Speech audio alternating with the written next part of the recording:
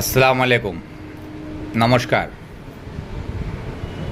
আগামীকাল 25 তারিখ রবিবার বেলা 3টের সময় ইসলামপুর বাস টার্মিনাসে একটা সভা ডাকা হয়েছে।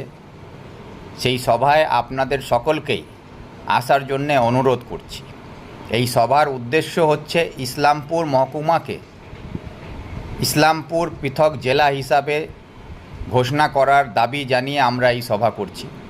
এই সভাতে বিশেষ করে ইসলামপুরবাসী এবং ইসলামপুরের আমাদের নতুন প্রজন্ম, আমাদের যুব ভাই বন্ধুদেরকে সকলকেই আসার অনুরোধ করছি। ইসলামপুর দীর্ঘদিন ধরে পিছিয়ে পড়া এবং অবহেলায় থেকে গেছে। তার জন্যে আজকে বিভিন্ন অরাজনৈতিক দলের মাধ্যমে ইসলামপুর জেলার